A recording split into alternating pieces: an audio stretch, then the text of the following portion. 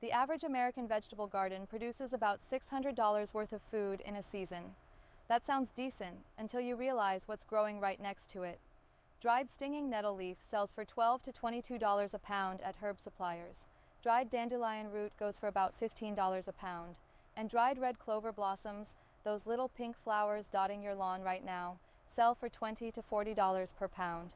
You are spending time, money, and energy fighting plants that are worth more per pound than almost anything in your garden.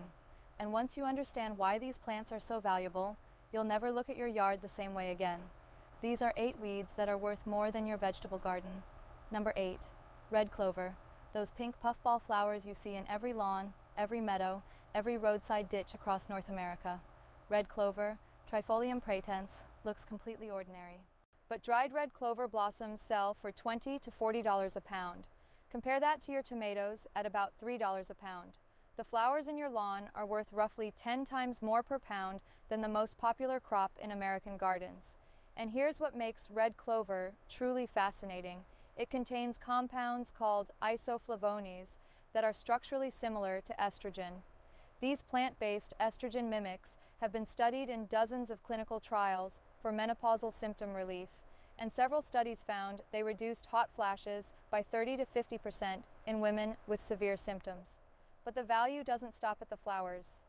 Red clover is a legume, which means it forms partnerships with soil bacteria that pull nitrogen directly from the atmosphere and convert it into plant-available fertilizer. Every red clover plant growing in your lawn is actively improving the soil around it. You're killing a plant that fertilizes your yard for free and whose flowers sell for $40 a pound. Harvest the flower heads when they're fully open and bright pink. Dry them in a single layer away from direct sunlight and store in an airtight jar. They keep for over a year, but red clover is just the beginning. The next weed on this list was once so valuable that an empire tried to make it illegal. Number 7. Wild amaranth. You might know this plant as pigweed. Farmers spend hundreds of millions of dollars every year trying to eliminate it from crop fields. But here's where the history gets wild. Amaranth was one of the most important food crops of the Aztec Empire. It was so central to Aztec culture and religious ceremonies that when the Spanish conquistadors wanted to crush Aztec identity, they didn't just burn temples. They banned the cultivation of amaranth, made it illegal to grow, a plant so threatening to colonial power that they outlawed it. And the nutrition backs up the history. Amaranth seeds contain a complete protein, meaning they have all the essential amino acids your body needs, including lysine, which is the amino acid most grains are missing. The Food and Agriculture Organization of the United Nations considers amaranth grain nutritionally superior to traditional cereals. The leaves are loaded with iron, calcium, and vitamin C, outperforming spinach in several categories. You can harvest the young leaves when the plant is under 12 inches tall and cook them exactly like spinach. The seeds are ready when the flower spikes turn brown and dry. Shake them into a bag, rinse them well to remove saponins, and cook them as porridge. Pop them like tiny popcorn, or grind them into flour. One important safety note: wild amaranth absorbs nitrates from fertilized soil, so never forage it from agricultural fields or fertilized lawns. Stick to clean, untreated areas. Now the next plant on this list doesn't win on nutrition. It wins on something even more interesting. Number 6, plantain, not the banana. The flat, oval-leafed plant growing between the cracks of your patio and along every footpath in your neighborhood. Plantago major. And this plant has one of the longest medicinal track records of any plant on Earth. Greek physicians documented plantain's wound-healing properties in the 1st century AD. Vikings used it in saga-era Iceland to close wounds. Shakespeare mentioned it in Romeo and Juliet, Act 1, Scene 2. And when Europeans arrived in North America, plantain followed so closely in their footsteps that Native Americans called it white man's footprint because it appeared wherever settlers went. This isn't just folklore. Plantain leaves contain allantoin, a compound that stimulates cell regeneration and promotes tissue repair. They also contain aucubin, an iridoid glycoside with documented anti-inflammatory and antimicrobial properties. A clinical study comparing plantain extract to silver sulfadiazine, the standard treatment for burns, found that plantain performed comparably for second-degree burn wounds. The practical application is almost embarrassingly simple. If you get a bug bite, a sting, or a minor cut while you're outside, grab a plantain leaf, crush it or chew it to release the compounds, and press it against the skin. Herbalists call it nature's Band-Aid, and honestly, once you try it, you'll understand why this plant has been used for over 2,000 years. But this next weed has something none of the others can claim. It accidentally invented one of the most useful products of the 20th century. Number 5. Burdock. In 1941, Swiss engineer Georges de Mestral went hunting with his dog and came home covered in burdock burrs. He put one under a microscope, saw the tiny hooks that grabbed onto fabric and fur, and invented Velcro. Hook and loop fasteners exist because of this plant. But burdock's real value is underground. That thick taproot can grow over 3 feet deep and is a staple vegetable in Japanese cuisine, where it's called gobo. Fresh burdock root sells for $3 to $6 a pound at Asian grocery stores. Dried, it goes for $14 to $35 a pound from herb suppliers. The root is rich in inulin, a prebiotic fiber that feeds the beneficial bacteria in your gut. Think of inulin like a fertilizer for your gut microbiome. It passes through your digestive system undigested and becomes food specifically for the bacteria you want more of. In traditional Chinese medicine and Western herbalism, burdock root has been used for centuries as a blood purifier and liver support herb.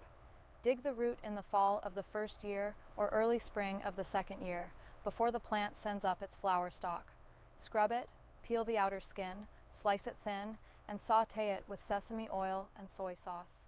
That's kinpira gobo, one of the most common side dishes in Japan, made from a weed growing along your fence line. Now before we get to the top 4, I want to explain something that ties all of these weeds together, because there's a biological reason why the plants you're pulling out of your garden are consistently more nutritious than the ones you're carefully cultivating inside it. If you're finding this useful, hit subscribe. We break down the science behind gardening every week so you can grow more with less guesswork. Now let's talk about why weeds outperform your vegetables. Your cultivated vegetables have been through thousands of years of selective breeding, and that breeding has consistently favored size, speed, sweetness, yield, and shelf life. It has almost never favored nutritional density. A landmark study by Dr. Donald Davis at the University of Texas compared USDA nutritional data for 43 garden crops between 1950 and 1999. He found statistically significant declines in protein, calcium, phosphorus, iron, riboflavin, and vitamin C across the group. His explanation was what he called the genetic dilution effect. When you breed a plant to grow bigger and faster, it produces more bulk per unit of time, but its ability to manufacture or absorb nutrients doesn't keep pace. You get a larger tomato with less nutrition per bite. Weeds have never been through this process. Nobody has bred dandelions for shelf life. Nobody has selected purslane for uniform shape. These plants are still carrying the full nutritional toolkit of their wild ancestors. But it goes deeper than genetics. Think of it like this. Your garden vegetables live pampered lives. You water them, feed them, protect them from competition, spray for pests. A weed gets none of that. It's fighting for survival every single day. And when a plant is under stress, it produces higher concentrations of secondary metabolites, the defensive chemicals like antioxidants, flavonoids, and phenolic compounds that happen to be exactly the bioactive compounds beneficial to human health. The harder a plant fights to survive, the more medicinally complex it becomes. And there's one more advantage: roots. Your lettuce has roots that go down maybe 6 inches. A dandelion taproot can reach 10 feet or more. A burdock root pushes past 3 feet. These deep roots are mining mineral layers that your shallow-rooted garden vegetables will never touch. That's why these plants are so nutrient-dense. The answer is pure biology. Undomesticated genetics, stress-driven chemistry, and deep-root mineral access. Now let's get into the top 4. Number 4, dandelion. Every single part of this plant is edible and commercially valuable. The roots, the leaves, the flowers, even the stems. And the nutritional numbers are staggering. 100 grams of dandelion greens provides 338% of your daily vitamin A needs. That's one of the highest vitamin A concentrations of any edible green on the planet. They also deliver 649% of daily vitamin K, and they carry more calcium and more iron per serving than spinach. Dried dandelion root sells for $12 to $20 per pound at health food stores. Roasted, It makes a caffeine-free coffee substitute that's become a premium product. The flowers make dandelion wine. The young spring leaves add a peppery bite to salads. Harvest the leaves young in early spring or late fall when they're less bitter. Dig the roots in autumn for the highest inulin content, and roast at about 300 degrees Fahrenheit until dark and fragrant for a caffeine-free coffee substitute. The flowers are best picked fully open, with the green sepals removed to avoid bitterness. One quick identification note. Cat's ear, which is sometimes confused with dandelion, has branching flower stems. True dandelions always have a single hollow stem per flower, but the good news is that cat's ear is also edible, so even a mistaken ID won't cause harm. But the next weed on this list beats dandelion in almost every nutritional category.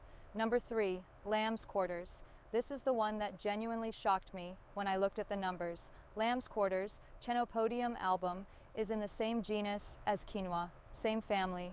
They're botanical cousins, and nutritionally it shows. 1 cup of cooked lamb's quarters delivers over 1100% of your daily vitamin K, 281% of vitamin A, over 100% of vitamin C, and 46% of calcium.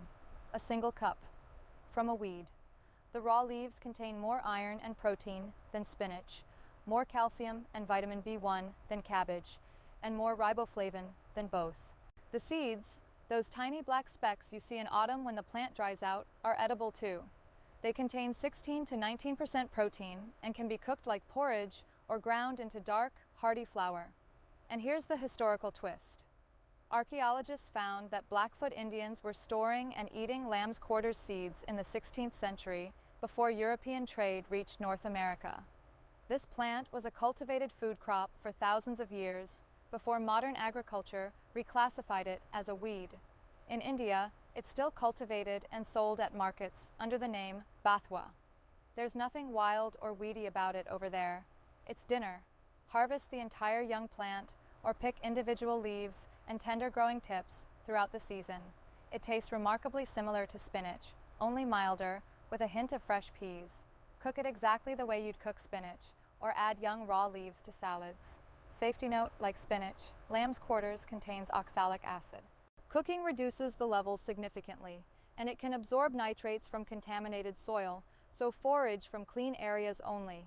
But the number 2 spot on this list goes to a plant that fights back when you try to pick it, and that's part of what makes it incredible. Number 2, stinging nettle. Yes, it stings. Those tiny hollow hairs on the leaves and stems act like microscopic needles, injecting histamine and formic acid into your skin on contact. But here's the thing, all of that disappears the moment you cook it, dry it, or blend it, and what's left behind is one of the most nutritionally concentrated plants you can find. Stinging nettle contains roughly 30% protein by dry weight. That puts it in the same category as many legumes. Fresh, it contains 590 milligrams of calcium per 100 grams, 4.5 milligrams of iron, 670 milligrams of potassium, and a single cooked serving provides 90 to 100% of your daily vitamin A. The dried leaf sells for $12 to $22 per pound, and nettle tea is one of the most popular herbal teas in the world. In Germany, nettle root extract is used in approved pharmaceutical formulations for prostate health. A double-blind clinical study showed that freeze-dried nettle reduced allergy symptoms significantly compared to placebo. And during both World Wars, when cotton ran short, nettle fiber was used to make military uniforms. This plant has been feeding, healing, and clothing humans for thousands of years. Harvest the top 4 to 6 pairs of leaves from young spring shoots, wearing thick gloves. Blanch for 60 seconds in boiling water to neutralize the sting, then use it exactly like spinach. Nettle pesto, nettle soup, nettle in eggs, in pasta, in smoothies, or dry the leaves for tea that's rich in minerals. But the number 1 spot goes to a plant that broke every comparison I tried to make, and it's probably the last plant you'd ever expect. Number 1, purslane. This low-growing, fleshy-leafed plant that spreads across driveways, sidewalk cracks, and garden beds is the most nutritious weed on this list, and arguably one of the most nutritious leafy greens on earth. Purslane contains 5 times more omega-3 fatty acids than spinach, 10 times the total fatty acids of kale. It has the highest omega-3 content of any green leafy vegetable ever examined. Researchers have identified 184 distinct phytochemicals in purslane. Kale and spinach combined have 118. According to the University of Florida Extension, just 3.5 ounces of purslane can fulfill 81% of your daily vitamin requirements. It's loaded with potassium, magnesium, calcium, iron, vitamin A, vitamin C, and vitamin E. It contains both melatonin and norepinephrine, compounds you don't typically find in leafy greens. And here's the part that should really make you reconsider your relationship with this plant. Purslane is classified as the most commonly reported weed species in the world. It grows in every U.S. state, on every continent except Antarctica, in any soil with at least a 2-month growing season. It's growing in the cracks of your driveway right now, and it contains more omega-3s than the spinach you're buying at the grocery store. In Mexican cuisine, it's called verdolaga, and it's a staple in stews and tacos. In French cooking, it's pourpier, and it goes in salads. The flavor is slightly lemony, a little tangy, with a pleasant crunch from those succulent leaves. Harvest it when the plants are 5 to 6 inches tall, before they flower. The leaves, stems, and everything above ground is edible. One safety note, purslane has a look-alike called spurge that's toxic. The difference is simple: break a stem, purslane has clear sap, spurge has milky white sap. If it's milky, leave it alone. Now, before you go foraging, a few important rules. Never harvest from areas treated with pesticides or herbicides, or near busy roads. Always identify plants with confidence before eating them. If you're on medications, especially blood thinners or hormone therapies, talk to your doctor before consuming medicinal quantities of any wild plant. And if you're new to foraging, start with dandelion. Everyone knows what a dandelion looks like. The bigger takeaway here is simple. The line between weed and valuable plant is not drawn by nature, it's drawn by us. And we got it wrong on at least 8 counts. So now you know which weeds are worth keeping, why they're so nutrient dense, and how to harvest them safely. Next week, we're breaking down the science of companion planting, which plants help each other grow, and which ones are secretly sabotaging their neighbors. Subscribe so you don't miss it, and if you want to go deeper on the biology of soil health, that video is on screen right now.